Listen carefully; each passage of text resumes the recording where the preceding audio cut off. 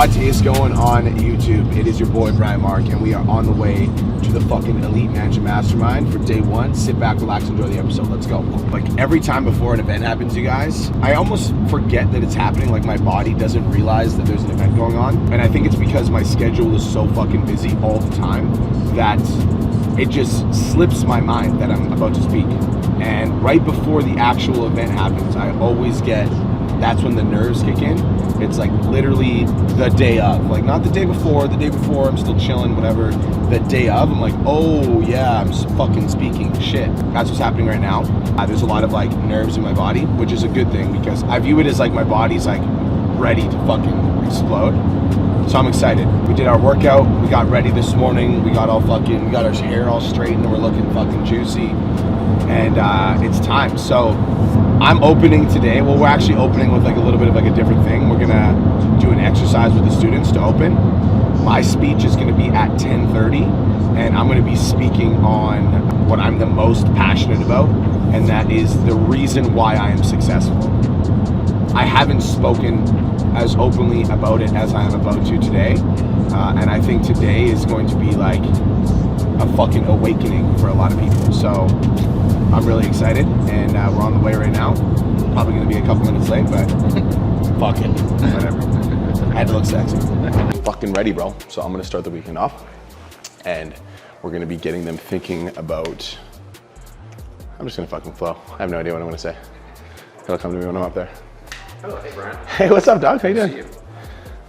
You excited? Yeah, it's just my third coffee, and I'm like, I need to put this up. You going upstairs? I'm just gonna put it over there. Okay. I might come back to it later. You want some? I actually do. You're like shaking. Yeah, that's my third one. I will take this. How y'all feeling? What is going on? What's up, guys? Welcome, guys. Thank you guys so much for coming. Round of applause for yourself. Let's fucking go. Cole and I are super fucking excited. This is the first Elite Mansion Mastermind experience, the first of its kind. So as you guys know, Cole and I, we throw PT domination like big events, which started out with 38 people in our fucking basement, which a lot of you guys were there for. Some of you guys, Austin, I know that you were there. And then we launched the VIP coaching, which Mariah is still a part of. And that's been going really, really well. But Cole and I were like, I craved something different. Like I wanted something different because when we first started the PT Domination all access events, like we wanted to have like an intimate experience, and then the events just fucking exploded. And now they're still amazing, but we don't get that intimacy. And then with the VIP one-on-one, like I love doing it, but I'm like, if I'm gonna have an impact, I wanna have like a fucking, like I want you guys to leave this room and go change the fucking world. So, welcome to the Elite Mansion Mastermind, the first of its kind. You guys are here for the pioneer, and we're super, super excited. Some of you guys are from the 10K Mastermind, some of y'all from the $1 Million Mastermind, some of you guys are coaches. What's up, coaches? And some of you guys are in VIP. This is gonna be an incredible weekend. I want to start this by setting the tone for the weekend, okay? Now, obviously you guys are here to learn from me and Cole, but I want you to understand that the biggest thing that you guys are gonna get from this room, it might be from me and Cole, but it might not. You might get your biggest thing from Daniel. So what we're gonna do is we're gonna set some intentions before we start this weekend. Because if we can set some intentions, I heard you guys already did this last night, which is fucking great, but I don't know what the fucking intentions are, and so you're gonna set some intentions with me. Now, what we're gonna do is, I'm gonna ask you guys a question. But first I want you to close your eyes. I want you to think about the best version of you. Like the version of you that shows up powerfully, the version of you that when you're at your very best, you feel like you're on fire, you feel like you're in momentum, you literally feel like you're fucking slaying it. Think about that version of you. When you have that version of you, just say yes. I want you to imagine that every single day you show up as that version of you.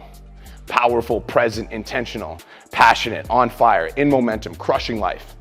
And every single day you execute with 100% intention in everything that you do. And you do that every day, 7 days a week, 365 days a year for the next 10 years. Where are you? And the game that we're gonna play is that you just met that 10-year version of you. And he's having a conversation about all of the things that you've accomplished in the last 10 years because you went all in.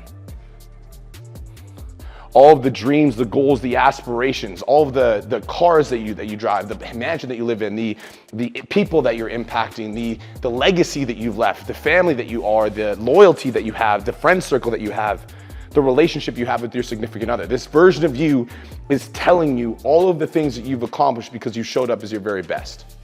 Now what we're gonna do is we're gonna take 15 minutes, and you're gonna take your notepad, and I want you to tell me what that version of you just said about your life. We did the intro, which I was doing the intro, and now I'm gonna take a step back.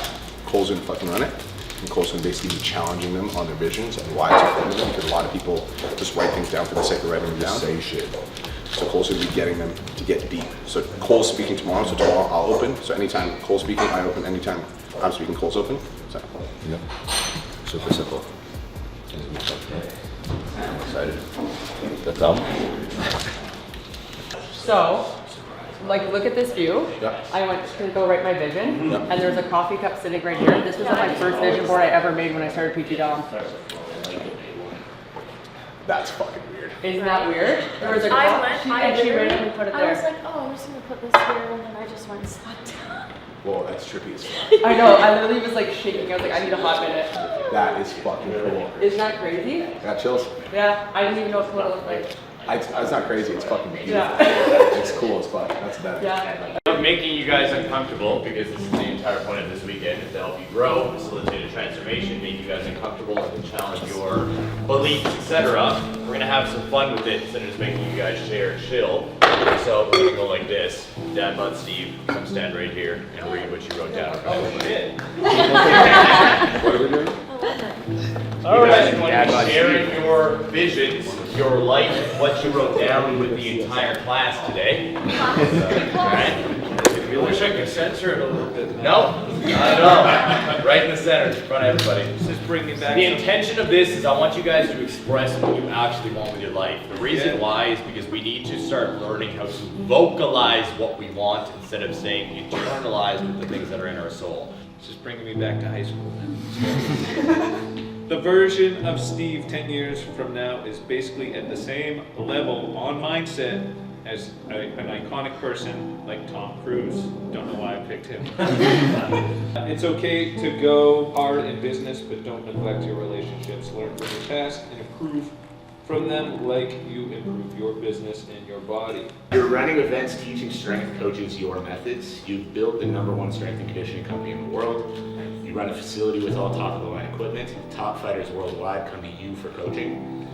The industry's changed because of you. You make millions of dollars every year. You own a beautiful home.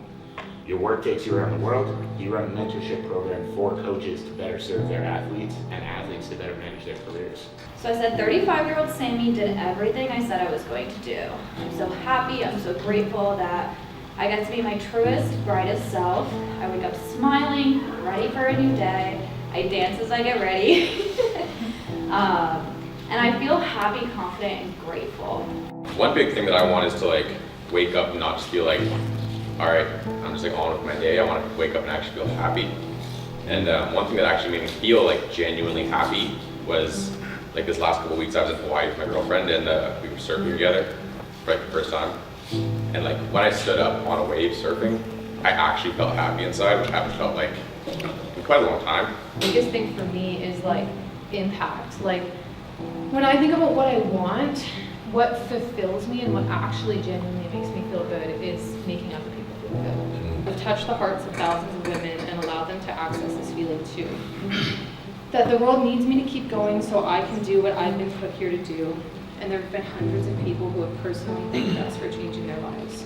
I wrote successful, professional, aligned, authentic, creative, impactful, real, and raw. Now you travel the world inspiring people in arenas, on stages, and in schools. You are the person you were meant to be, and I'm so proud of you. Helping hundreds of men transform their body and get rid of that big ass stomach. Like if y'all ever look at my social media, that's what I'm saying all the time. Get rid of that big ass stomach.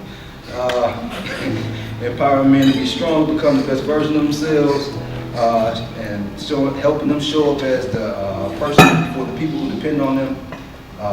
Having the financial means to take care of my family, my mom, my dad, my sisters. I have 8 little sisters, 2 little brothers, so I want to be able to be that person that they can lean on if they need it. You know, I have over 500,000 followers across all platforms on social media. I have the resources to help people in need, single parent households, homeless people, children who have cancer. You think you're living the dream now, you have no idea what's about to happen to you. You said you always want to impact millions. Well, you are. You have millions of followers and you're changing lives all around the world. You are 14 years sober and you are showing the world. You're living in your dream house with a batting cage in the basement. You have a Lambo that is way faster than Brian. You bastard! You do it for mom? You think she'd be proud of the man you are now? You wait till she sees the man you become. The world knows her name and her story, and the world knows your pain, and that's why you're the best coach in the world. It's because of her.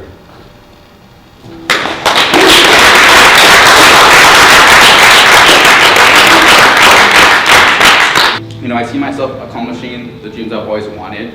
I'm here to make impact in the gay community, and I truly believe that. I'm here to impact thousands of lives, and I'm basically being introduced on podcasts with well-known successful people. I'm here to spread the message that creates a connection amongst gay men and helps improve the quality of life to help others to heal and achieve their highest self. I have a team of 5 coaches that are all high level and are ride and dies for the vision, and each coach is integral and has their own superpower. I got protein parfaits with gluten-free granola, and then I have wellness shots. We're all gonna take a shot of turmeric. Come on up! Everybody's gonna grab a snack, then we'll go back to our seats and we'll bring up the next person. Hell yeah. You just feel alive every day, like the man you've always wanted to be. Charismatic, kind, integral, 230 plus pounds shredded. Everywhere you go, I'm getting fucking big. Stacked up. Everywhere you go, everyone knows that you are the coach who cares. A kind soul, always giving and making a positive impact, impacting millions in person and online. A performer, but also authentic. Your depression will never win the battle, and you truly love yourself without question. You did it. You're an Olympian. You live in your home you built from scratch with a view of the water. You're married with the partner you always knew you deserved, and the love is greater than you could have imagined. We've built multiple multi-million-dollar companies, and we're speaking on stages with thousands, inspiring others through our story and journey. You're a leader, and you're leading with integrity. You've built your brand, and who Mariah Fontana is off of pure authenticity, and who we are at our core. I'm emotional because this is a lot. I am a fit dad that shows up each day for myself to make sure I am the best version of myself for my kids. They know that every day that I do everything I can and show them what showing up looks like, no matter what it is to do that. I am inspired by them and they are inspired by me because I know that each day when Andy is 13 and Elliot is 11, that they are the best version of myself. I want to tell myself that I'm not the shy, tall, skinny kid. I am a proud person that has a voice. And I want to make sure my kids have that voice. That's why I felt like I didn't have that voice when I was growing up. So that's why I'm so emotional.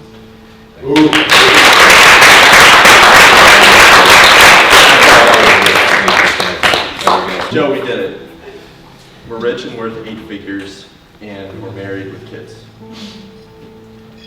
People like Joe Rogan, Andy Elliott, Alex Hormozi may still be leaders in the culture, but so are we. Our message that we can save the culture and save traditional values by speaking through our actions rather than preaching resonated. Now we're influencers. We go around speaking on stages and at events, we're on podcasts, and we write books. But our main pride and joy is our coaching company. So in 10 years, I want to be making $2 to $3 million in profit per year, and while being fully myself. Feeling free making that money, not tied to expectations of any kind. I want a family, wife, 2 kids, and be a real CEO and business owner. Like, I don't just want helpers in my business, like I want real employees, high level people that are fucking killers, like expert level employees. and a lot of responsibility. I used to think a lot of like changing the world, and I want to change the world and make the world a better place, and I think we all want that, but something I realized recently is like I don't need to change the whole world, I just need to change the whole world for certain individual people, and not like direct impact and seeing people's whole worlds change, even if it's not changing the whole world, for me is fulfillment. Wake up, stretch first thing in the morning, and I'm posting at the same time. Then I take my dog for a walk. I love doing that. She gets her exercise, and she stops bugging me at 8 a.m. She wants to go all the time. I get a lift in right after that. As soon as I get home, coffee, touching base with clients, just making sure they're good. And then I have a call with my executive assistant. We're talking about day-to-day stuff. And then I'm posting a second time. And then my 7th piece is studying. And I do this all before 12 p.m. so that I can be with Angela, with the kids, see my mom and my dad, and manage the properties, because big thing for me is doing real estate. This is something for me to have, to be powerful, feminine force and show other women from all over how to do the same. And it's still there in my throat. That was something I had in my ceremony. I did the whole shaman ceremony thing, and it would get stuck in my throat. And as they came down through my body, it was like your feminine energy is screaming to get out. So that's what I'm working on right now. It's more so like it's a feeling, it's like calmness, it's certainty, especially because like I lived in chaos for so long and I was responsible for so much. It's just like living like on my own terms and doing things the way that I want to do them for once. You've built a system that runs itself. You're focused on content, podcasting, and multiple revenue streams. You've helped PT Dom hit a new level in a big way, and you've stopped playing small and went all in. You are a multimillionaire, and you've known this since you were 16. You just didn't know how you were going to do it. And Cole and Brian gave you kind of like that, the way to do it, like the how. So that's really awesome. Yeah, I never knew how. I just knew that it would happen, and you guys like, I don't know, it just worked out. Yeah, it's cool. We just got to listen to everybody talk about their 10-year visions in terms of like what they'd like to create in this world. And it's actually a perfect segue because my speech is called Creator. Because I feel like a lot of people don't create the life that they want, not because they can't, but because they forget who they are. So I'm here to remind them. One of the biggest things that like I've made the commitment to do is I made the commitment to only do things that set my soul on fire. So like in my business, I'm only gonna like perform tasks that I absolutely love to do. In my life, I'm only gonna engage in conversations that light me up. And when I'm speaking, I'm only gonna be speaking about things that set my soul on fire. And so when Cole and I made this weekend, we're like, how do we make this weekend epic for the students and also like fulfilling for us? And so we decided that we were gonna do what we were best at. I feel like what I'm best at is vision and creation and imagination. And what Cole's best at is being authentic, finding your fucking voice, and obviously he's taught everyone in this room how to go viral on social media. So that's what guys are gonna be learning from Cole tomorrow. And today, day one is all about vision. So as you guys can see on my background, I didn't mean to show you guys this, but I figured it was fitting. This is my vision for 25 years. Because the question that I posed to you guys is the exact same question that Dan Martell posed to me and Cole when we first signed up for mentorship. And he said, you know, what does your life look like in 25 years? And I thought I knew, and I didn't actually know when he asked me the question. And so I took some time and I built this. And I want to challenge some of you guys in this room today because I heard a lot of you guys say things in your vision, and I think that the only reason that you gave the numbers that you were giving is because that's what your current mind thinks that you're capable of in your life. It's like you place limitations on yourself based on your current level of understanding, and I want to challenge you today to take the lid off, and so that's what Mike talks about today. And the reason I say that is because I literally chopped off my fucking face and put it on in front of somebody speaking in front of 25,000 people. I put that up there. Literally 2 months later, you guys, I got the Gary Vee speaking opportunity. 2 months later, after I put that fucking on my vision board. And I remember like standing on the stage, because a lot of people ask me, they're like, how did it feel speaking in front of 9,000 people? And I remember just standing on the stage and being like, I visualized this shit, dude. That's how it felt. It felt like I created it. And so today, that's what the fuck I'm talking about. The rich get richer and the poor get poorer. Who here has heard this before? Say me. Yeah. The truth is that those people who are conscious of their power expand on that power, and those people who are unconscious of their power contract into weakness, which is why when something happens like COVID, right?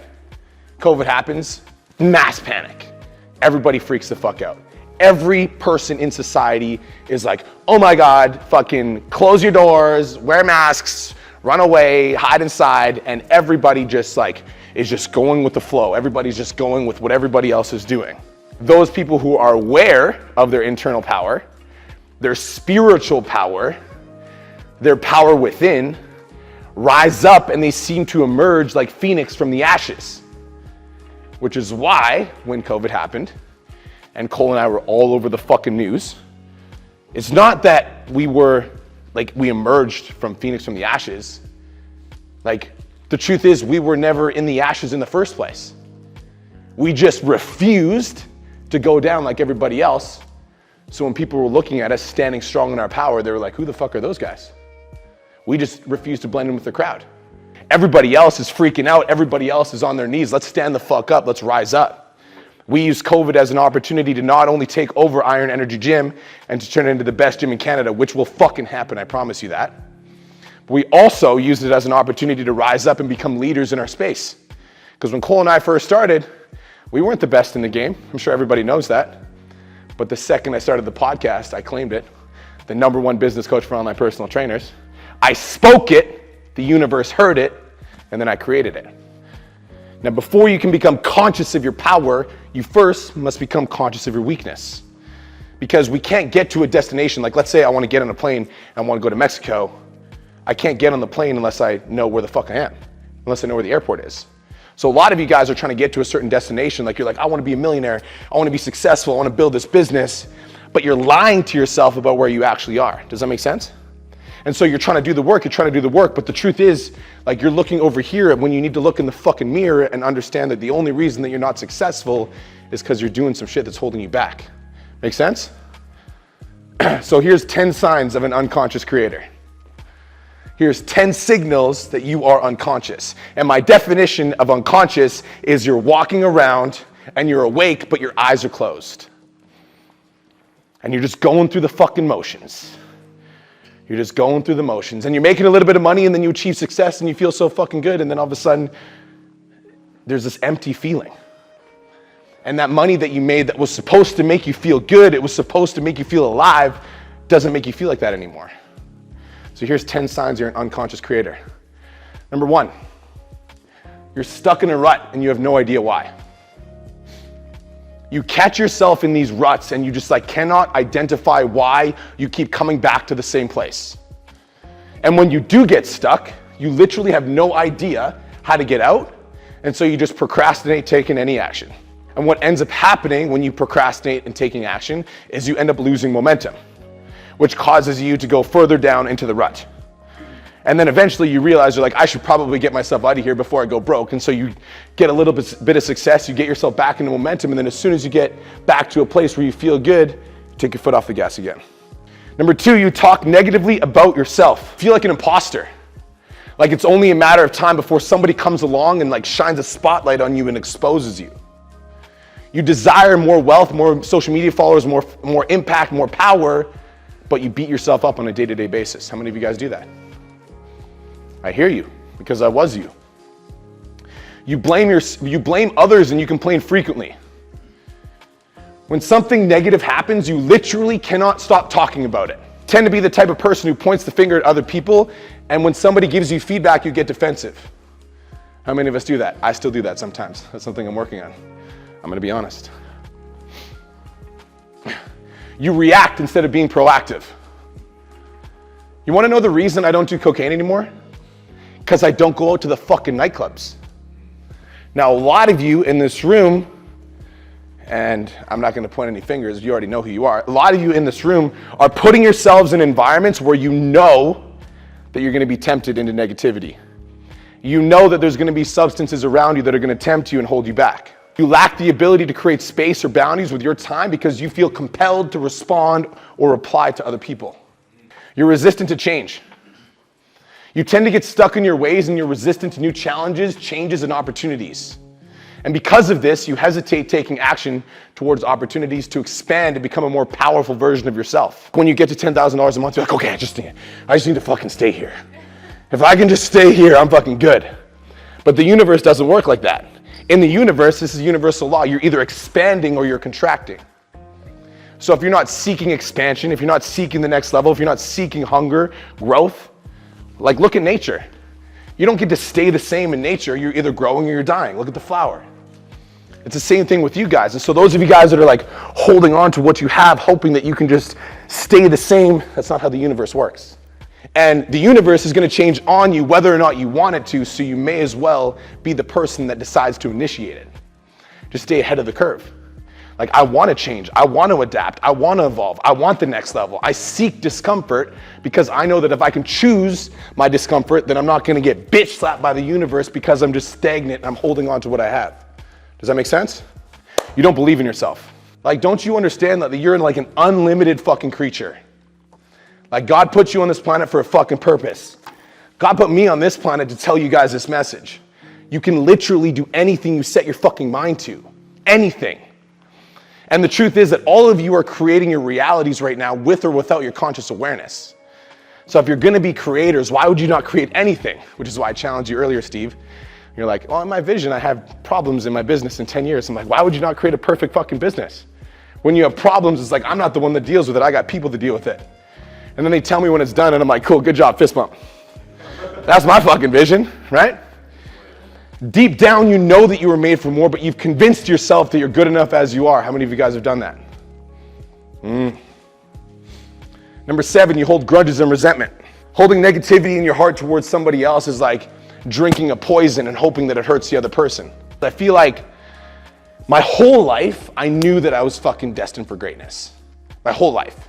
Even when I was overweight, even when I was a fat kid, I fucking knew. I was like, there's something, I'm supposed to do something. How many of you guys have felt that feeling? Like, I'm supposed to fucking do something. But I didn't know what it was. And I feel like one of the biggest reasons that I was never able to reach the next level is because I had so much hate in my heart. I hated my circumstance so much. I hated my family for not showing me who my dad was. I hated my mom for having me when she was 17 and then kicking me out when I was 8. I hated so many people and I had all this anger and negativity in my heart, and that's what held me back from success. If you hold grudges and resentment, you're an unconscious creator. Number 8, you ignore your health and you put it off till later. Your business often comes before your personal health, which eventually leads to decreased productivity and burnout. You constantly feel like, I need to take a break from my business, but you never actually fucking take one. How many of you guys have done that or are doing that right now? Number 9, you attach your self-worth to the amount of money that you make. You want to grow in income so much that it becomes the measuring tool for your self-worth. And when your business is doing amazing, you're like, I'm the fucking best. And when your business isn't doing amazing, you feel like you're the worst. How many of you guys identify with that? I understand you because I was you. Number 10, you lack purpose in life. You're constantly chasing what other people are doing on social media and in life, which leads to a lack of purpose and direction. You constantly feel like you need to ask for other people's permission to go after your own fucking goals. If you guys come to pod chats, it's hilarious. We call people out for this all the fucking time. It's like, why are you asking me permission to do what the fuck you want to do with your life? Does this feel like a giant look in the mirror? How many of you guys resonate with anything that was on that screen? Good. That was the purpose of that. Me too. And it wasn't until I looked at myself in the mirror and I did an honest self-assessment of what my weaknesses were that I was able to tap into my spiritual power and become fucking unstoppable. I always knew that I was a creator, I just didn't know how to access it. I remember when I was a fat kid, I remember living in this trailer park. This is little Brian. And I was wildly dissatisfied with my environment. Like, I felt like it was unfair that other kids in my church had nice clothes. It was unfair that I wasn't the popular kid at school. It was unfair that once I hit puberty, I felt like no girl even wanted to like look in my direction. I just felt like I was getting cheated. I wasn't fucking fair. I was wildly dissatisfied with everything around me. And I was 13 years old. I was this overweight kid in a trailer park. No girl wanted to go on a date with me. And I remember being so disgusted with myself that I decided to make a change. So I started imagining getting jacked. And I was this little fat boy. And I remember the first time I put on my running shoes and I went for a run around my trailer park, I would like imagine myself on stage. I wanted to be a Numa model back in the day when that was cool. So I imagined myself being a Numa model, and I was this little overweight kid, and I would just like go for runs, and like while I was running, I was just imagining myself like just like being a Numa model, and my body was in so much pain, but I just refused to fucking listen because I was just imagining what my life was gonna be like when I got to the end of this road. I remember when I came back in high school, people actually thought I was a new kid. I'm like, I'm not new, I was here last year, I was just a little bit more overweight. But this is when I started to realize my power. And I remember in high school, I was like, okay. Because my auntie always told me, like, you can do anything. Like, you can do anything. And I feel like our parents always say that shit to us. You can do anything you want, honey, right? But I never actually felt it until this moment. And today is about reminding you of who the fuck you are. Okay, so as I'm telling these stories, I want you to cement yourself in this idea that you have unlimited potential. So this is when I started to realize, I'm like, okay, if I set my mind to something, I can achieve something. This is when I started to feel my power.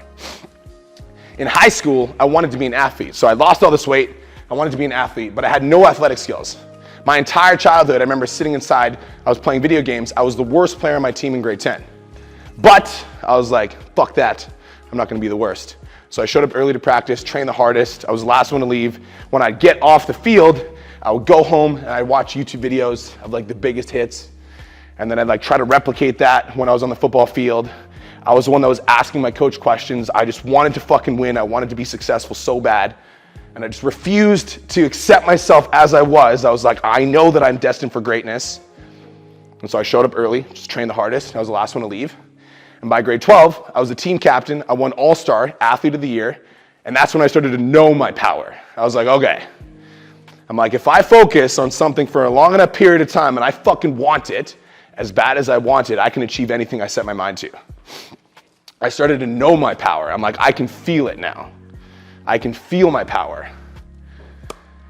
Becoming the best player on my team made me realize that when I focused on my craft, I could become the absolute best of my craft. I became fucking unstoppable, and I felt unstoppable, but I struggled with social skills. The girl that I wanted never wanted me, and so I decided I'm gonna learn social skills.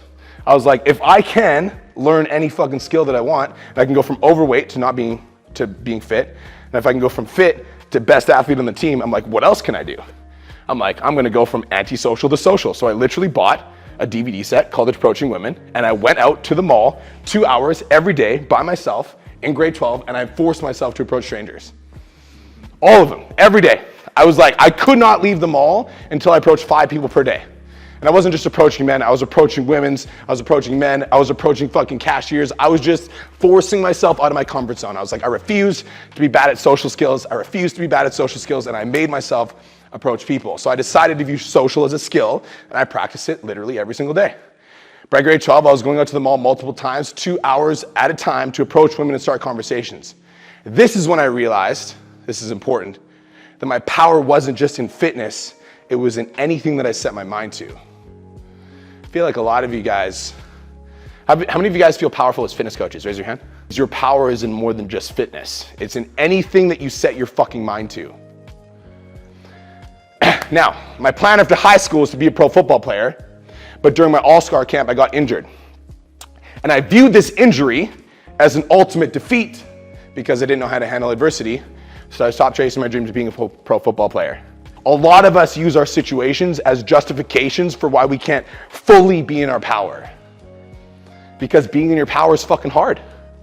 Waking up early, going to the fucking gym, not making fucking excuses, saying no to motherfuckers when they want to go out on the weekend. Making the decision that you're gonna cut off anybody that holds you back. Making the decision that you're gonna surround yourself with people that elevate you and challenge you. That shit is hard, and so we make excuses. So I remember I had this injury and I viewed this as an ultimate defeat, so I stopped chasing my dreams. See, all of us have felt our power before, and you know what I'm talking about. That feeling where you feel like absolutely fucking unstoppable, where you have like a record-breaking month, or you like break through an obstacle. It was like the first time you went live. We know that feeling, right? That's your power.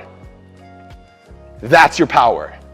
So I want you to imagine if you showed up as that motherfucker every day. That's unstoppable. So why don't we do that? Why don't we do that? The problem is that when life hits us in the fucking mouth, we forget about our power. The problem is, most of us, when we see our power manifesting, Angel, we get scared of it. We're like, whoa, this is a lot. Kenny, you're like, holy fuck, the top UFC fighters are following me? Whoa, bro, I didn't sign up for this, what the fuck? We get scared of it, and then we step away from the activities that give us that power. Does that make sense? So we know what it feels like, but sometimes life hits us in the fucking mouth, or we'll see it manifesting, then we get scared of it, and we're like, I don't know if I can fucking deal with this, and we step away. But what if instead of stepping away, we just stepped in? What would happen if we leaned in? So I decided to use my social skills to approach the general manager of a nightclub, and I was like, hey, I know a lot of people, because I talk to a lot of people, so you should hire me as a bartender. So he gave me a bartending position, and I quickly became one of the most well-known bartenders in Calgary, Alberta. So at 19 years old, I fucking felt my power. I not only knew that I was powerful, I felt my fucking power, and I felt fucking unstoppable. I was like, I am going to do something crazy in this life. But as much as I felt my power, I felt like an imposter. How many of you guys feel like that? It's like I felt it, I'm like I know it's there, but I'm like, it's only a matter of time before somebody comes along and exposes me. Everyone looked at me like I had the life, but I literally felt like I was fucking empty inside. I had a super negative relationship with my mom, and I like hated it. I was just like, this is when I had so much hate in my heart for this person. And so imagine when you have so much hate in your heart towards your mother, what do you think you're gonna do to every feminine relationship in your life? You're gonna fucking set it on fire. So every girl that I got into a relationship with, me and Chris talked about this the other day, she's like, I'm the longest relationship you've ever had. I'm like, yes, because everything beautiful that came along before you, I set it on fire. Because I had so much hate in my fucking heart. So even though I felt my power, I also felt like an imposter. See, I went from the fat kid who no girl wanted to the nightclub manager that ran the nightclub scene, and that's when I started with Kingpin Social. So 21 years old, I was recruited to work for a company called Kingpin Social, and I was teaching men how to speak to women and start conversations. It's like my fat to fit to antisocial life of the party transformation made me realize that I had unlimited fucking power. But as much as I felt like the man, I felt like a fraud. And I'm like, who the fuck am I to be teaching these men? Look at this fucking guy. I'm like, who the fuck am I to be teaching men how to live their life when I'm like, I haven't even fully lived mine? And I had these dreams and these aspirations. I'm like, I wanted to be a pro football player and I wanted to chase my dreams. And I remember telling people, and this is important, I remember telling people like, you need to go after your dreams and you need to do the things you want, but I was living a fucking lie. I wasn't going after my dreams. So I felt like an imposter. I felt like a fraud working for Kingpin Social, so I knew that I had to leave. So I quit Kingpin Social and I moved to Kelowna, and I'm like, if I work my fucking ass off, I'll achieve success. So I worked my ass off, I put on 20 pounds of muscle, but 2 weeks before my season started, I locked my SI joint. This is important. This time though, everybody write this down. Don't make the same mistake twice. The universe is gonna bitch slap you until you learn the lesson. Straight up. This is why a lot of you guys end up in relationships with a very similar fucking partner over and over and over again. Because the universe is trying to teach you a lesson and you're not listening. See, it's like you've got this like ability to manifest and you can literally create any fucking life that you want to create, but along the way, you're going to get tested. Because you say you want to be successful, Kenny, you say you want to be leading fighters, you say you want to be, coaching people that are the champions of the world. The universe is going to test you. And it's going to be like, okay, how bad do you want this shit? I'm going to throw some adversity your way. How do you handle that? Do you crumble underneath the weight of this adversity? Because if you crumble, how the fuck are you supposed to be the coach that's coaching champions? So the universe is going to test you. So I remember, I was like, in high school, I viewed this as the ultimate failure. This time I won't make the same mistake. So I entered a fitness competition and I ended up placing 7th out of 13 athletes. And I know for a fact that I have unlimited power. So I said, I'm going to win my next show. This is the thing. This is why a lot of you guys, because I really want to inspire one of you guys to fucking go after it today. That's my intention. And I feel like in my journey to success and all the success that Cole and I have been able to achieve, there's been many fucking times that I made a lot of mistakes, and I fell flat on my face. And the reason that we were able to manifest what we have now, the reason that I'm speaking to you now, is because I always learned the lesson that was necessary to get me to the next phase. And so I truly do believe that you have unlimited potential and that you can achieve anything that you set your mind to. But I think in order for you to manifest that vision, there's something inside of you that needs to shift. So I was talking about my power so much that I wasn't actually living in it. So the universe bitch slapped me. I ended up getting caught up in the nightclub scene, and I ended up with a drug addiction.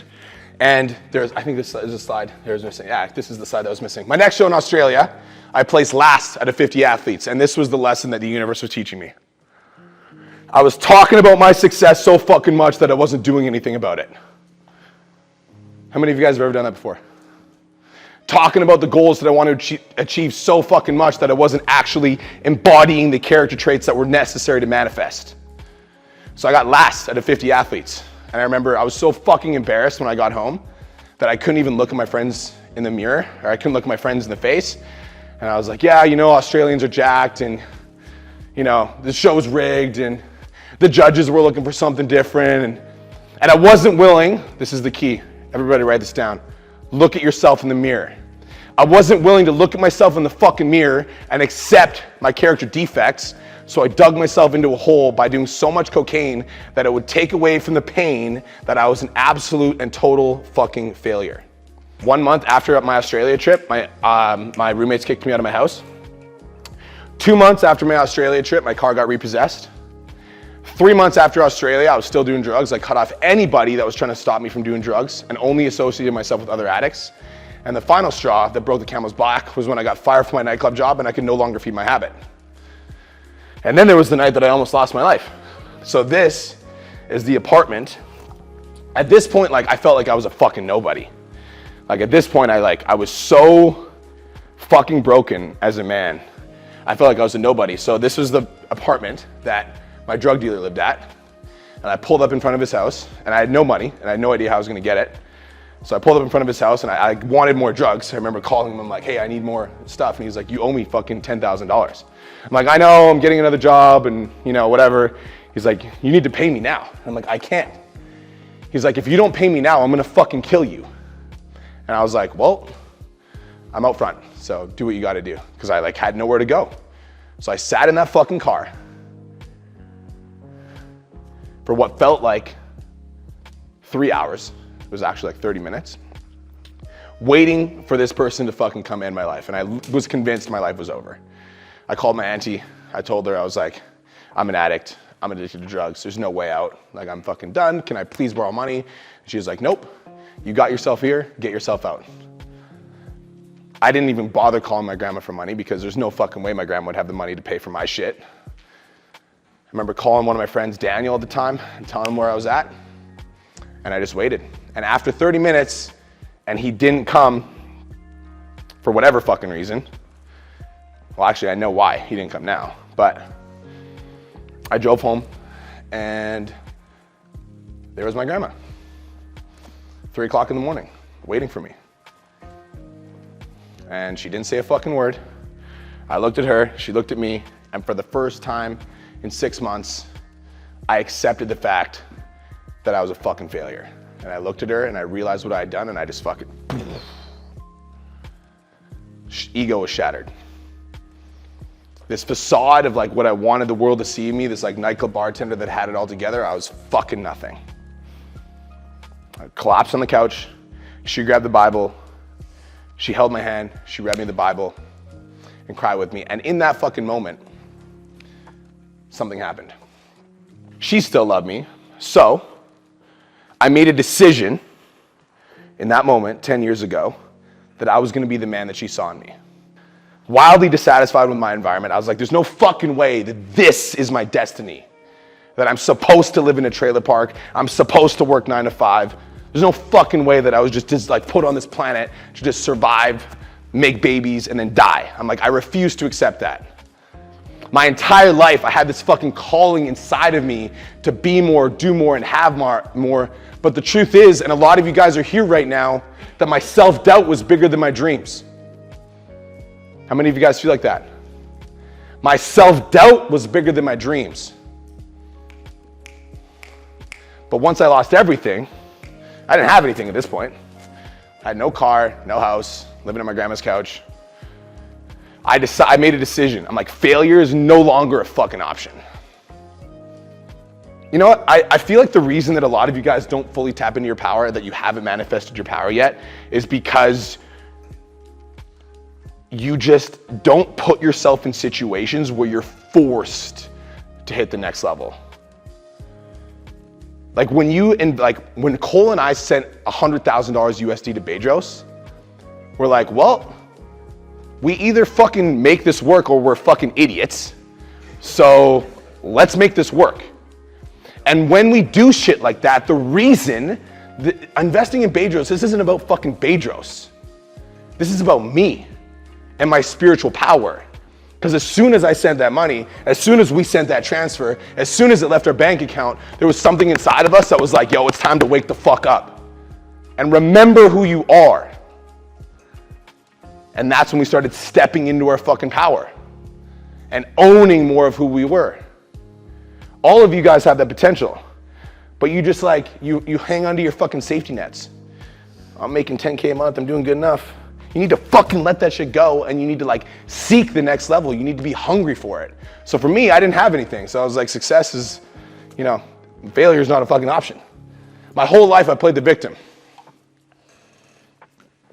My mom kicked me out when I was 8. My dad was never there. The girl never wanted me. I was the only black one in my family. I dealt with abusive stepfathers. All these things made me feel like I wasn't worthy, deserving, capable, talented enough for success. And the truth is, I held so much fucking anger in my heart towards others and myself that I would self-sabotage anything beautiful that came into my life. How many of you guys resonate with that? At some point, you need to be fucking sick and tired of not being the very best. And not just the very best in the room, because I truly do believe that any mastermind program that I join, I'm like, who's the fucking top performer? Like, I'll see you in 2 years, dog. That's my mentality. But I also want to be the very best version of myself. And I want to look at myself in the mirror, and at the end of the day, I want to know that there wasn't a single thing that I could have done differently to get me close to my level of success. Are you there yet? See, I was fucking done with being second place. I was done being overlooked. I was done with not being my best. I was done with not having everything I ever fucking wanted, and I was prepared to die in order to make my dreams a reality. Success was the only fucking option. And I feel like a lot of you guys say that, like success is the only option, but like it's like a different energy when you mean it. And it's like a different energy when you mean it. And when people meet you, they can feel it. Like, this guy's not fucking around. This girl means business. It's like, I would rather die than fail.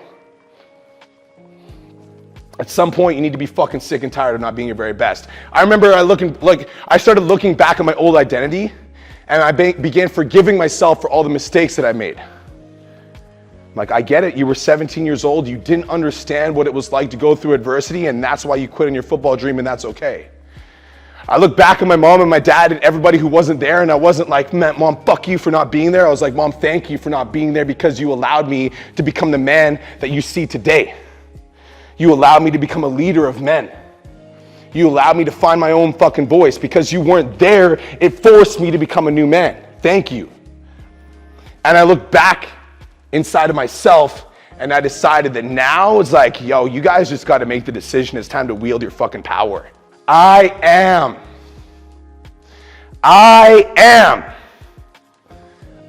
unstoppable. I am anxious. I am powerful. I'm struggling for money. I always have a solution. I can't seem to stop looking at the problems. I am positive. I am delusionally optimistic. I'm struggling with my depression. I am weak. It's true. Because you are whatever you say you are. I am unstoppable, and you can make the decision too. I'm not any different than you. You, 3 years ago, Austin, making fucking 2K a month. Look at you now. Like, what the fuck, right?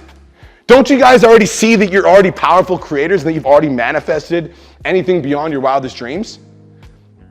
Like, you are living a top 1% life. And somebody asked me the other day, they're like, yo, what drives you? What motivates you? I'm like, what motivates me is the fact that fucking Gary Vee exists. That's a person that literally, boom, just created this fucking empire. The fact that The Rock is real motivates me. I'm like, if he can do it, I can do it. And I understand that, like, I've already achieved like success and I'm super grateful. Please send me more, universe, thank you. But I'm also like, yo, if The Rock exists, why the fuck can't I do that? I'm a creator. That's my identity. I'm the creator of my reality. I am the creator of my reality. I am the creator of my reality. After my drug addiction, I made a decision. And you can make the same fucking decision today. If I'm gonna be the creator of my life, whether or not I'm choosing to, like, I wish we could just be like, I don't wanna create anymore, I'm fucking done. But that's not how it works. Because life is just gonna keep manifesting whatever's inside of your head. Like, oh, I can't seem to figure this out, woe is me. The life's like, okay, here you go. Oh, I'm always so anxious, I can't seem to figure this out. Here's more things that will make you super anxious. So if I'm gonna be creating my life with or without, like with or whether or not I choose to, it's gonna be a life that I fucking choose. I'm gonna make the decision. I became a millionaire because I said it, and the universe responded to my demand, and then it became real. It's not a magic trick, and you guys can all do it. A lot of you guys, like, I would love to speak in front of 50 people. Why not 5,000? Why not impact a fucking generation? All it was is a fucking decision. I just decided, I'm like, I don't want to be overlooked anymore. I'm not going to be the fucking small one in the room anymore. I'm not going to be the one that people overlook. I am powerful. I get you because I was you. Now here's what we're going to do. I want you to write down, we're going to do a couple things. So write down some goals that you've accomplished in the last 2 years that before discovering pizza domination, you believed that they were impossible. So write down some things that you accomplished in the last 2 years that before pizza domination, you believed these things were impossible. Like, there's no fucking way that would ever happen. The first step is to truly understand that you're a fucking anomaly. You are an unlimited creator. You have somebody who has incredible potential and has the ability to be absolutely unstoppable. And when you actually believe that, like, I'm telling you guys, when you believe, like, I'm fucking unstoppable, and there's just this thing inside of you that just knows, you're like, motherfuckers better stay out of my way. Like, when you know that, man, you start getting tapped into a bigger power than you can't even begin to understand. Because not only does the universe move around you and like the universe just like, was like, okay, I'm staying out of this guy's fucking way. But also the universe moves from within you. And you start fucking, you're like wielding the power. You're like, fucking watch out, because it ain't just me. I got unlimited power, unlimited resources at my command. But you have to stop playing fucking small. It's time to own that shit, step into it, and become a conscious creator so you can create any result beyond your wildest dreams. Now let me ask you a question. What would a creator do? I'm gonna tell you. Number one, a creator would accept full responsibility for the life that you've created. All of the good, all of the bad, it's all you. I accept full responsibility for the life that I've created. And if I don't like a result, I'm not going to complain about the result or blame somebody about the result. I'm going to step into it. I'm going to make a change. Number two, a creator would create a vision so fucking big that your friends and family think you're a nut job. That's how you know your vision's big. If you can't tell your vision to your friends and family without them thinking you're a psycho, it's not big enough. I promise you guys, when I was an addict, if I would have walked up to my grandma in the trailer park, I'm like, hey, Gma, you want to read what I wrote on this Microsoft Word document? She would have thought I was a fucking lunatic. But my vision was so big, I didn't need anybody else's approval. I don't need your approval, fucking Raymond, or yours, Cole, or even Chris. I love you so much. I don't need anybody's approval, right? You need to create a vision so fucking big that your friends and family think you're crazy. That's what a creator would do. If you can tell me and Cole and we're like, really, that's it? Think bigger. Believe with conviction that your success is inevitable. This is important. Believe with conviction that your success is inevitable. It's only a matter of time. It's not a matter of if, it's a matter of when. Relentlessly pursue the things that set your soul on fire and never apologize for being yourself. I'm just joking, bro. Never apologize for your commitment to excellence. I'm just razzing Cole because everybody steals his content. Never apologize for your commitment to excellence. Relentlessly pursue the things that set your soul on fire. So if there's an area of your business, if you're in the Millionaire Mastermind, you don't like doing DMs, then stop fucking doing them. But I don't know how to train a VA. Go fucking hire one and then fucking train them and then never look at them again. Because you have the solution to every problem. So instead of just being like, I don't know how to get out of my fucking DMs, it's like, okay, well, I have the solution to every problem, and I fucking hate being in my DMs, so I'm gonna go hire a VA, and then I have a solution to every problem, and I know there's trainings in the Mastermind, so I'm gonna go find them, then I'm gonna find them, and then I'm gonna train the VA, and then I'm gonna do whatever the fuck I need to do to get to the end result, and then now that the VA is good, I no longer have to look at my DMs. Because we've been through so much discomfort, we put ourselves through so much discomfort that it no longer bothers us when situations arise that would have previously fucking set us both on fire. Every day, greet discomfort as a long lost friend and become comfortable in discomfort. That's it. That's all I got. Boom. That's what the fuck I'm supposed to be speaking about. It's my soul. That's the reason I'm successful. It's because of the stuff I just talked about today. It has nothing to do with the strategy. It has nothing to do with like how to. It's all about the fucking vision and being the person capable of manifesting it. Everything else is just fluff. I was gonna fart, but. I thought you were going. Oh, there it is. How's that for manifesting, eh? That was perfect. Thanks, bro. Yeah, that was good. Thank you. Good job. Appreciate that. This is dope. Such a huge win. Thank you.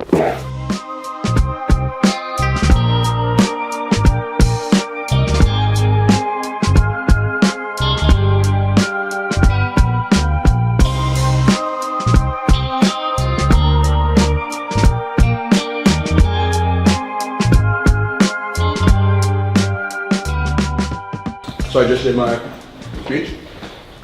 Honestly, feel fucking great. Feels awesome. Oh, Dan Martell is coming next. He's coming to speak next. I love watching Dan speak. Every time I watch him speak, I learn something. So I'm gonna go downstairs, make sure we greet our boy with some welcome arms, and watch him blow some fucking minds. I'm excited. What up, what up? Hello! I didn't even know this neighborhood existed. Right? I was going to your house, Yeah. and Lon's like, no, you gotta turn here, and then we started driving, and I was like, this is hell of a spot. Dude, it's crazy. Wait till you see inside. It's nice. It's great. Yeah. Nice to meet you. Great. Is there a basketball? Come on, man. How you doing, bro? Happy Guys, round of applause for Mr. Dan Martell. There we go. Welcome, everybody, to La Casa. I've never been out here. I didn't even know this place existed. I just followed the map and we kept driving further and further away from Kelowna. I was like, okay, this is out there. Today, Brian asked me to talk about a few things, but specifically how to transition from working in the business and on the business. Does that make sense? You guys want to learn how to do that? Yes or yes? Yeah. All right, what I'm going to share with you today, I've never shared with anybody else publicly. This is a framework that, it's a mental model. It's the way I think about scaling. And the reason it's so powerful is it's taken me 25 years to figure this shit out. I can talk to an entrepreneur and ask them 3 questions and I can tell you exactly where in their mind they have beliefs that are blocking them from growing their business. Do you want to know why they call it a bottleneck? Because it's at the top. Okay, so bottlenecks are at the top. So for us to grow, we need to understand what are the skills we have to develop to get to the next level. Okay, so I'm going to start at the first level. Pretend there's a ladder, so just draw a ladder with 5 different steps. Okay, but the ladder, make it wide on each step so that there's 3 columns. Okay, on the left side of that, write the number 500K. Okay, at the bottom, as I mentioned, 500K, that's the natural, so that's the break point. If you don't get this right here, you will get crashed against your head. This is the seller, okay? And the skill is to delegate. Delegate. Okay? So The reason why it's a ladder is because I call these complexity ceilings. So every entrepreneur will hit a natural complexity ceiling that is the upper limit to their abilities. What's funny for me, does anybody have friends that every 2 years they change their business? They go to the next thing. Anybody know somebody like that? Maybe.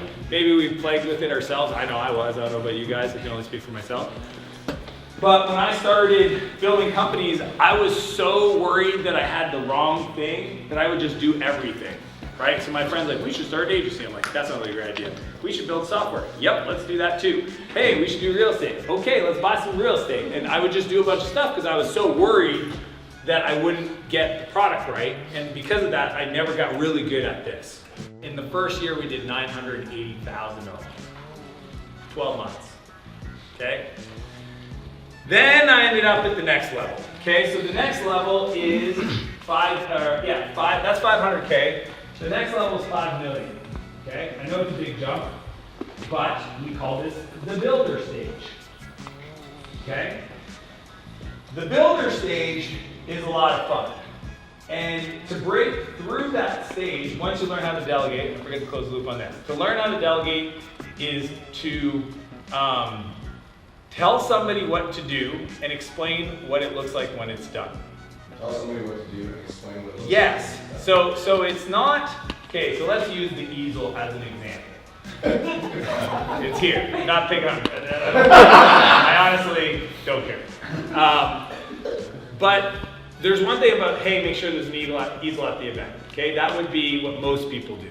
The way I would do it is, hey, make sure that if anybody needs to draw at the event, they have all the markers and the tools to be able to do that. See the difference? Because one of them, you're telling them the things they gotta do, and they can do that, they can check it off, but it may not capture the essence of what you're trying to get done. And that's what people mess up with the delegation. Okay, I call it outcome. It's transformational leadership versus transactional. Transactional is literally saying, walk up the steps, whatever. And it takes a lot of time. What I would rather do is just describe what it looks like when it's done. And it changes the game. The people that work for you are gonna love working for you because they're gonna feel like you trust them. But it's actually more efficient. It's just way easier to say, hey, I need you to find us an event space. The vibe's gonna be this. We're gonna have this many people. We wanna make sure everybody feels comfortable. We wanna make sure everybody feels fed and their hydration, that it's easy to find their way. And see, you're describing the outcome.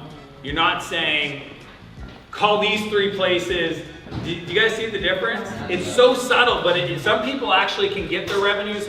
It almost fell. Almost fell. So some people can get their revenues up, but because they didn't learn this skill, what do you think happens? They get a red marker. If we have a red marker, they do this. That's not red. It's all good. Now I know I have a black marker. The skill to graduate from this level is you got to learn how to be a manager.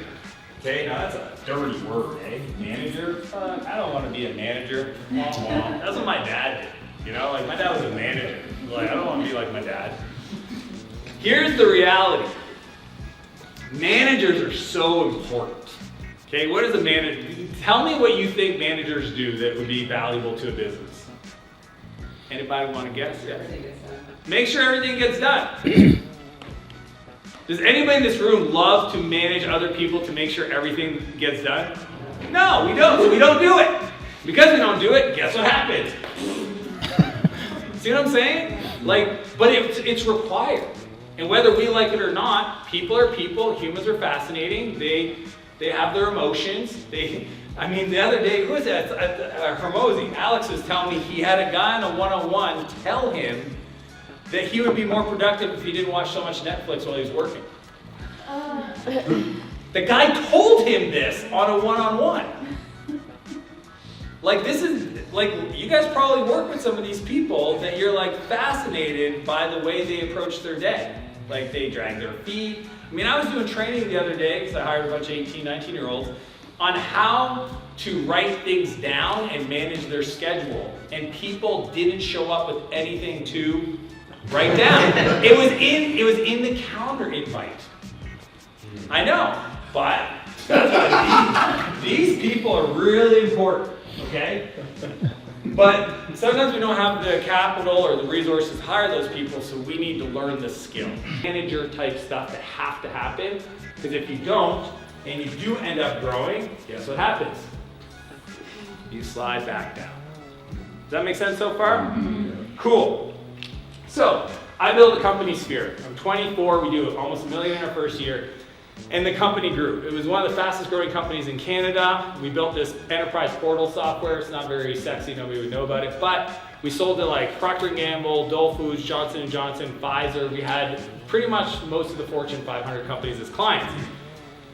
And I got way past this, but the problem is because I didn't know how to do this well, I had everybody reporting to me, I didn't know how to work on the other stuff, and it like cost me my relationship. We gotta learn to get to the third phase, okay? And that's what I learned in San Francisco, and that's being an operator, okay? And that's cool because that gets us to 50 million, okay? Operator. 50 million, I know these are big numbers, okay? But the truth is that if you can learn to delegate, learn to be a manager. I wasn't a manager when I sold Sphere. I was a genius with 1,000 servers, okay? And it doesn't work, because guess what happens if I don't go to work that day? Nothing. Okay, everybody stops working and they go, where's Dan, where's Dan, where's Dan? I'm blocked, I don't know what to do, don't want to make a decision. Last time I made a decision, I didn't ask him, he got upset at me. I don't want to do that again, right?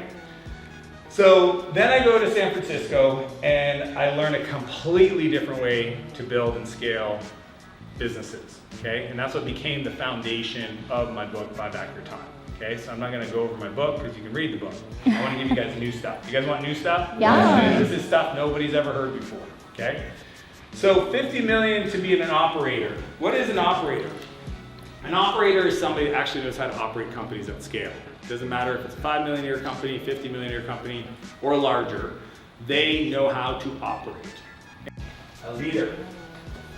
Now, if I asked everybody in this room, if you're a leader, you guys would say, yes, of course, we're all leaders. You're like, I got a team, I have a person, I have a VA, I got dozens of people, I'm a leader.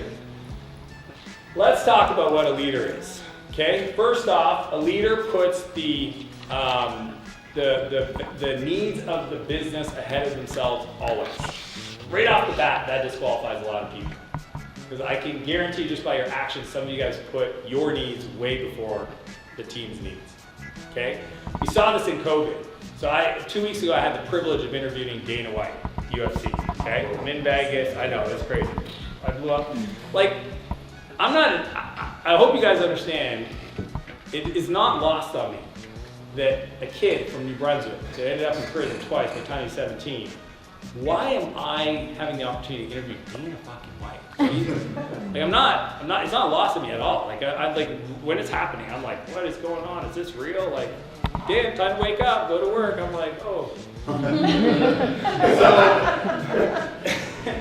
But let me tell you why he is the leader of all leaders. When COVID happened, okay, and most people don't know this. So Dana's company got bought by William Morrison, WME, or Endeavor, that is owned by the guy who Entourage, the movie, is made after, Ari. That's a real guy, okay? I forget his last name, but his name's Ari. And he owns, I think it's called Endeavor, and they bought UFC, okay? And Ari's told this story. COVID happens, and your business is getting people together in a physical location, and your business goes to zero. Not a little bit, not like, ooh, I'm down 10%. Zero. Imagine if okay, you guys all sell stuff online, I'm assuming? Imagine the internet goes down. Like, have you ever thought of that? What if your Instagram account gets shut down or the internet goes down? Like, you will have to pivot. So, COVID happens, and Ari calls Dana, like, what the fuck are we gonna do? And he said, I'll figure it out. We're not laying anybody off. Watch me. And Ari's like, dude, I love your enthusiasm, but it's a little ridiculous. Like, we gotta be honest about what we're facing here. And he said, watch. Trust me, I got this. As a leader, he said, I would rather go down with the ship than lay off anybody. How can I get up every Christmas at the Christmas party and look you in the eye and tell you the most important thing in our business, and then the moment that there's a little bit of hardship, we're like, yeah, get the fuck out of here. Which is what 99% of businesses did. Okay? And he said, I would have gave up, I would have been the last person to take a cut. Right? And they turned it around. Fight Island, you know, like they were the only sports franchise in the world that kept going. You guys realize that? They're the only one. Soccer, baseball, and like everything shut down. UFC said, hey, who wants to have us? We're gonna show up and we're gonna put on a fight. And we're gonna keep doing what we do. We're gonna figure out the protocols, we're gonna figure out the science, and they kept going. So I would have been 29 or 30, so I'm 43 now, so it was 13 years ago. And we're in the meeting, and our head engineer, Asaf, okay, from Israel, brilliant. If you ever get to meet a 10x engineer, these are people that they are literally 10 times more productive when it comes to writing code than any of their peers. This was Asaf. I mean, we would give them the most ridiculous shit. Like we were doing like AI optimized stuff when it wasn't even called AI back in the day. It was called natural language processing. It was, anyways. He would just like leave for threes, come back and go, does this work? And we're like, holy shit. Like the hardest problems in the world, he would just like hold my beer and then go off and come back and solve. But anyways, he could get under my skin because I'm technical. I learned how to code. That's literally what saved my life, was learning how to write software became my new addiction after I got out of there, rehab. And we're in this meeting. And we're talking about the product and the innovation. I'm like, this, and this. And I start telling him how to build the thing. And he just starts getting chirpy with me. He doesn't say a lot, but he's very chirpy. Like, some of these smart people are too smart for their own good. Okay? He's a bulldog. Like, his precision with his words is so tight. And so I loved him, but he would get under my skin. And then we're in the meeting, and he says something about the product. His response was always, let's test it. And I'm like, no, we're not testing it, we're just doing it. Shut the fuck up. Like, again, emotionally unstable. And that's how he got me.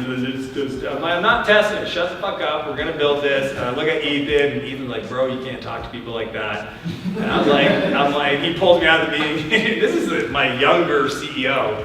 And then we go back, and Asaf said something funny. He goes, you can tell me what to build or how to build it, but you cannot tell me both. I was like, fuck, that's really smart, man. Like, you're not wrong. Like, shit. Then I had to decide which one did I care more about, the technology he used to build the thing, or that the thing got built. If you can't collab with anybody, then that is people have beliefs that the world is broken, and that's why. People are gonna take my money, they're gonna take advantage of me. No. These are skills. These are skills you can acquire. Skills around having tough conversation around compensation. Skills around future pacing. What does your 5-year, I did this morning when I ran my event, these are all 10 million plus year software CEOs. And one of them was actually the hired CEO for his company. We were talking about exit planning, because it's end of the year, annual exit planning. And he goes, man, it's crazy. I don't even know what the vision for my owners are. I go, well, that's a recipe for disaster. What if you found out that their vision is hold this thing until they die and give it to their kids? And yours is exit in the next 3 years. See an issue? Is the issue gonna happen whether they like it or not? Yes. Could they get ahead of it if they talked about it? Yes. But if they don't, then one day they're gonna wake up, one's gonna feel like they're doing all the work and grew the business. The other ones are going to be like, why are you so upset? I thought you were happy. I gave you a great opportunity. And then the CEO is going to leave, and then they're going to be stuck with a company with no leader. And they just have to talk about it now. So like learning when to have those conversations, how to have those conversations, how to recruit those people, how to sell them on a dream, how to keep them around. Those are skills. And if you don't figure out those skills, you'll just drop back right here. 50 million will be your cap, because if you can't learn again, these are things most people don't know. Do you know how much the Netflix vice presidents, the VPs of Netflix, each department has a vice president, okay? Do you know how much they make per year? Guess how much the Reed from the CEO of Netflix pays as vice president of production, for example? Anybody else want to take a guess? 5 million. Anybody else? We got 500,000, 5 million. Just figure out, we'll go over under. Who wants to take 37. 37, anybody else? Yeah, 100 million. On average, about 16 million. Yeah, you know how much Tim Cook makes at Apple? Does your team know what your vision is? Okay, if you want some numbers, it's 1, 3, and 30. 1 year, 3 years, 30 years. 1, 3, and 30. You should know what your 1, 3, and 30 years. 30 years is far in the world, that's where you dream, okay? Just so you know, a vision is a dream if you don't write it down. A vision is a dream if you don't write it down. So just because you say it, it's still a dream. But if you write it down, now it's a vision. And you communicate it and you share it. Dude, you can't hear Elon Musk talk without saying something that sounds like, we need to become a multi-planet society. Like all this stuff. Like he literally communicated, we have to get off of carbon fuel sources. Like he can't talk without communicating his vision every time. I've been to the Tesla factory. When you walk through the security door and you're in the hallway to go into the plant, on top of every door is the mission statement. It's the vision. Do you think that's by accident or by design? By design. Most people don't know that he has a CEO that runs SpaceX. He just hired a CEO to run X. He knows how to do this at the highest level. That's all the people we admire, this is what they figured out. So, I want to ask you, what is the one thing, write it down, what is the one thing you needed to hear most today from my talk? There's Brian. Before you go, before you go, our chef wanted to make you this. And you wanted Is there peanut is there peanut butter? Is there peanut butter? Peanuts? No, I love peanut butter. Yeah, it's peanut butter, but it's dairy-free, sugar-free peanut butter cream. Do you know I love peanut butter chocolate? Maybe. Yeah, and then it's like gluten-free vegan brownie. Seeing people's reaction to you. All right, well, give me a fork and I'll show you. Here. This is my favorite thing in the world. I don't need more peanut butter and chocolate, just so you know. I have so many bunch of people that send them to me. It just smells great. What's your name? Brian. Hey, Brian. Pleasure to meet you. Hey, man, well, I appreciate you.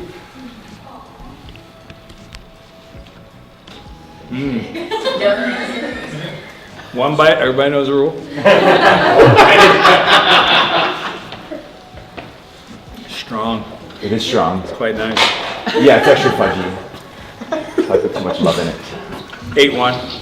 8-1. That's a strong score. That's a strong score. Anybody knows the pizza score? Yeah. 8-1's a strong score. 8-1's a strong score. Considering you said it doesn't have dairy? No, there's no dairy or gluten. I mean, that's why it's such a strong 8-1. Okay, I am going to take this with me. Is that okay? And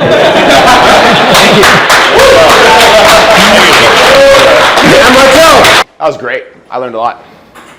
I loved it. It was a good time. I'm happy. And I'm excited to have one of Brian's brownies. Bro, fuck me up. Oh my God. Bro, that is fucking good. Yes.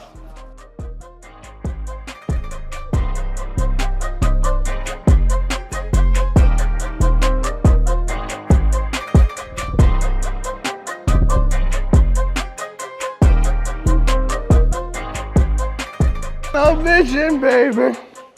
All right, guys. We're gonna play a fun game. We're gonna play a game. And this is the game that we're gonna play. It's called, we've been talking about visions all day. And so I'm gonna give you guys my fucking strategy for manifestation. You guys want a strategy for manifestation? Achieving every single goal you could ever set for yourself, because we've been talking about vision all day. And I feel like vision is one of those things that like we talk about, then we forget, and then we don't do. Vision is one of those things that I'm like constantly creating and recreating and recreating and recreating, because every single day I'm a new version of myself. And so sometimes you create a vision and then you manifest it and then it becomes real and then you forget to manifest the next thing and then you just got stuck in a rut. How many of you guys have done that before? And so vision is about constantly creating and recreating and recreating and recreating and recreating and recreating the best version of yourself. And so today, an actionable item that we're gonna do is you're gonna listen to my vision video that I manifested. I manifested this shit, and then I created a new one because I'm constantly in the process of creating and then recreating my vision. So this is one of the last ones that I created. So, guess what you guys are gonna do? that. So what we're gonna do, here's what I like to do. I like to think about 6 months into the future with my vision videos. So we're gonna write a 6-month vision to ourselves. It's gonna be a letter to ourselves. And you guys saw how I was recording, and sometimes it's what's caught, sometimes it's what's taught, but you guys saw how I spoke. I'm a powerful fucking leader. I'm absolutely unstoppable. Everything that I touch turns to gold. So that when I listen to that every single day, I'm just like, it's just me speaking greatness over myself to start my day. And then before I go to bed every evening, it's me speaking greatness over myself every day before I go to bed. And this is a constant process of creating and recreating because we're always evolving and changing, like Brittany said, like there's always new versions of us. And so as soon as I hit 100,000 followers, what the fuck did I do? I recorded another fucking video because I don't want to be playing at that level anymore. I already manifested that. What's the next level? My spirit was designed to expand. Make sense? So what you guys are going to do is we're going to take 30 minutes. You're going to go write a 6-month letter to yourself, and these are the instructions. Health, wealth, relationships, self. The instructions are to write the letter expressing gratitude for what's already done. Meaning, I'm so fucking grateful that I hit 15,000 followers on Instagram. I'm making a massive impact on this world, and women flock to my Instagram because my messages are changing their fucking life. My clients love me. Every single client that I speak to is so fucking grateful that they invested in my program, and I get referrals on a regular basis. I'm making $25,000 a month on a monthly basis, and it is easy and it feels good, and I feel in alignment with my business on a day-to-day basis. I'm so fucking grateful for the impact that I'm making on this world. Make sense? Health, wealth, relationship, self. You're gonna write the letter. You're gonna go somewhere in the mansion where you're by yourself, and we're all gonna be doing it, so we all look like idiots. It's all good, it's all good. And you're gonna record this letter with conviction.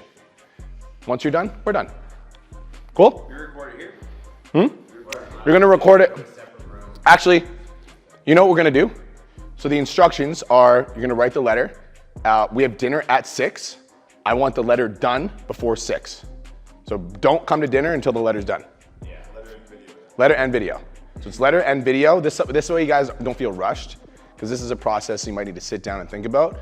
But the instructions are, we meet at 6, have it done before 6 at Modest Butcher. Fair? Meeting at Modest Butcher at 6. Yeah.